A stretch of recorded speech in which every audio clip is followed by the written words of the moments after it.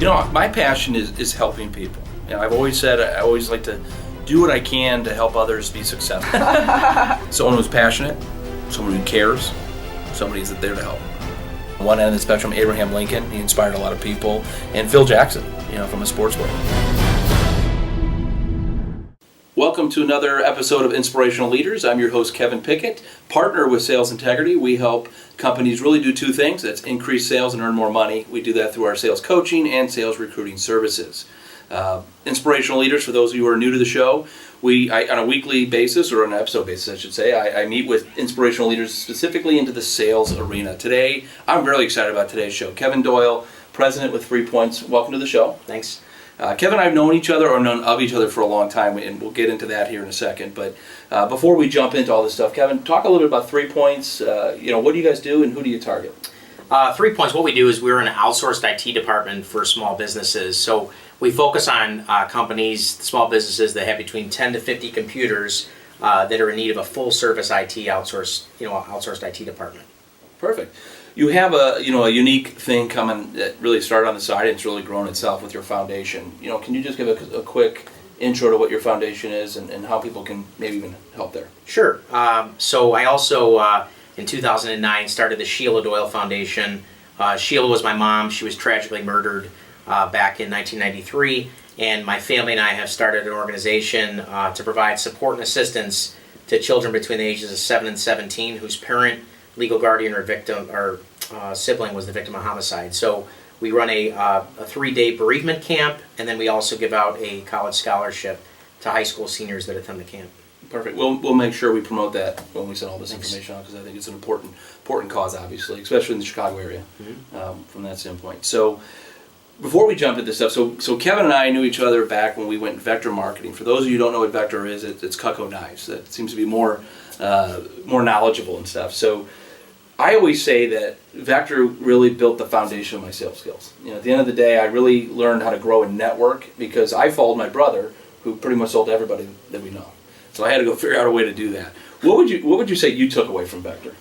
I think I took away that sales is a numbers game.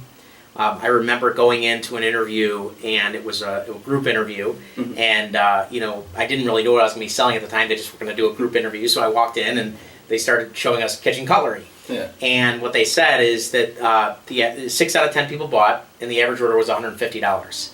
And I was like, okay. And they had a process, so they had a manual, like a sales manual that took everybody through the different knives and stuff, and They had a proven sales process that had metrics attached to it. And what I recognized after getting involved in it for a while is that they were right, that they knew their market. 6 out of 10 people bought, and the average order was $150. So for me, it was about getting better, doing some advanced selling, sure. Learning more, and then using that to my advantage when I was out meeting new prospects. So the more appointments I did, the more that I sold. It was really that easy, but I didn't really know that until I kind of got into it, and then I was a believer in not only their product, but in their sales process. Yeah, it's interesting, process. Let's fast forward to 3Points. For full disclosure, 3Points, we work with them as a client of ours in both coaching and recruiting services. One of the things I can say about your organization is probably one of the most well-run organizations we work with, and usually when we come in, we're helping that. So the fun thing about the engagements we're taking you from, really from, good to great, and really helping build those skills. That takes a lot of leadership, though. What would you say when you started 3Points? What was your overall goal when you started the organization from a leadership standpoint? What kind of a company did you want to create? It's interesting because it's kind of evolved over the years. I think if you were to sit back and say, like, when did we really start? We really started in 2009.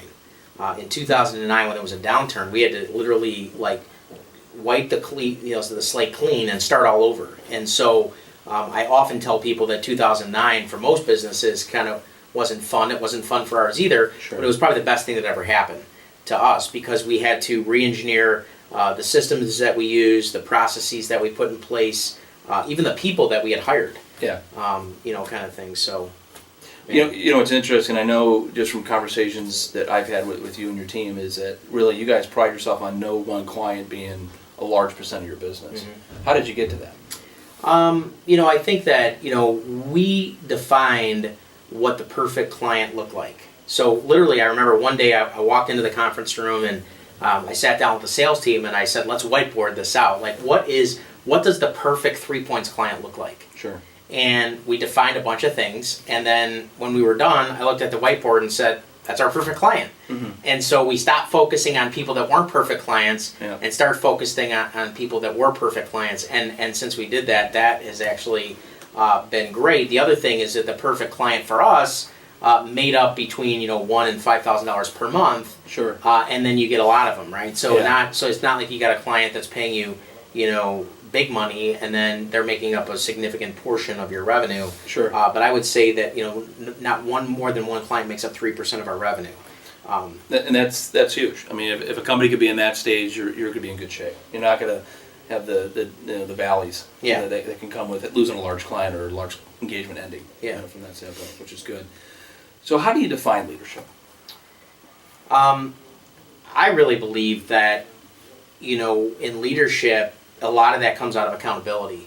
I know a lot of people that I know out there that I think you have to be able to hold yourself accountable first. Sure. And lead by example. And I think that when you say you're going to do something, you have to do it. Sure. I think that's the difference that separates the leaders from the non-leaders.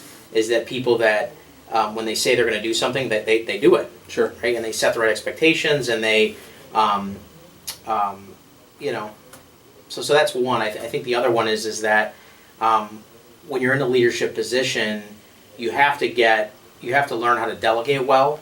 Mm-hmm. You have to hire the right people, and then you have to delegate, and then you have to get out of their way. Yeah. People literally don't want to be micromanaged. Sure. If you have the right person, then you don't have to micromanage. And to go back to vectors, a perfect story. I remember when I first started selling, one of the things they used to do every day is they used to call you and say, Kevin, how many appointments do you have today? How many do you want? How many do you have tomorrow? How many do you want? How many do you have the next day? How many do you want?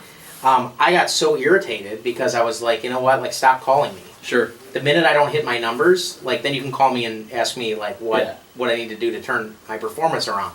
But I think that, you hire good people and then you get out of their way. Yeah. And I think, and that's empowering for people. I think they don't feel like they're micromanaged. Although, when things aren't going well, I think you have to inspect. Yeah. You have to dive into the details and figure out what people are doing wrong so that you can help them move in the right direction. But I think holding people accountable, for when they didn't do something right, or and all that starts from you. I think it's easier for leaders to change themselves than it is to change others. Yeah. Because others will change when you change yourself. I think sometimes as business owners, when we get out of our own way, things start to flourish a little bit. Absolutely. From that standpoint. What about an inspirational leader? What does that look like to you? Somebody that inspires. Who are some people that, in your life that inspired you? I think that people that literally get you to go places that you wouldn't go on your own. Mm-hmm. That would be an inspirational leader for me. Someone who inspired me was Greg Cox. He's the president and chief operating officer for Dale Carnegie in Chicago. And literally back in 2009, it was a rocky road in our business on my partnership, with my partner. And, it was a good thing. I mean, we literally sat down and, Greg, talked to both of us separately and then together. And one of the things that came out of that was for me to start a foundation, Sure. To help give back to other kids. So I really like people that are giving. I think paying it forward is always something it's kind of a Sure. term that's out there, but I think if you can, pay it forward and teach others and be mentors to others, that's always something I think that is a quality of leaders for sure. Sure. So, as one of the leaders of your organization, what are some things you're teaching your other leaders? The sales managers, department heads. What do you teach them on a daily basis from a leadership standpoint? Communication is key. Communication is absolutely key. Like one of the things that I do on a monthly basis is I drive down the vision of the organization. I drive down the vision of what happens in the organization month to month. Even where we're at from a sales perspective. Who did we bring on? We recognize people for doing great things. So it's a very collaborative type situation. where people have the opportunity to, recognize others in the company and for doing good things, or just to understand where are we at.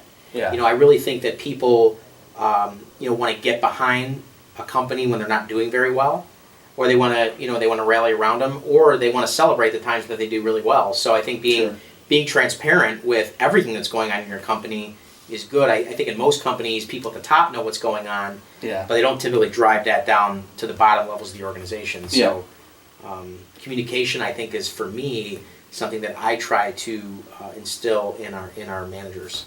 Okay. So let's say I'm a brand new sales manager. It's day one. Mm-hmm. If you could give me one bit of advice that would help me, what would it be? Get a system where you can objectively measure people. That's very good. So metrics. So your job as a sales manager is to, set the bar and get them to jump over it.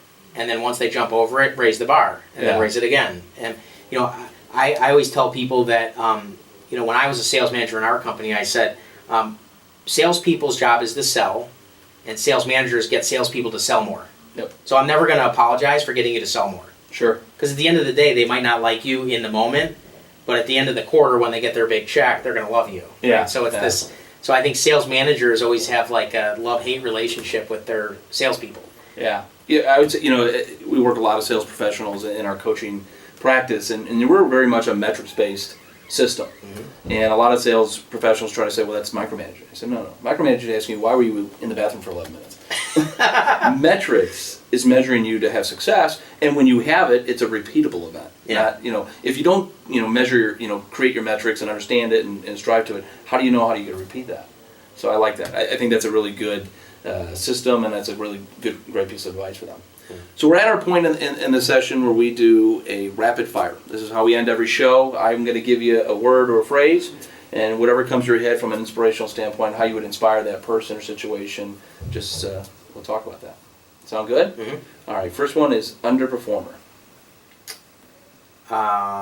If someone was underperforming, mm-hmm. I would sit down with them, basically find out, probably get to know them more personally. I think that people that are underperforming have something else that's eating them. Sure. So getting them to talk about that and getting that out on the table, I think that helps people to move forward and start performing again. So a lot of times when people are underperforming, it's usually something that's typically outside of the work environment that's affecting their performance. Yeah, that's a really good point. What about top performer?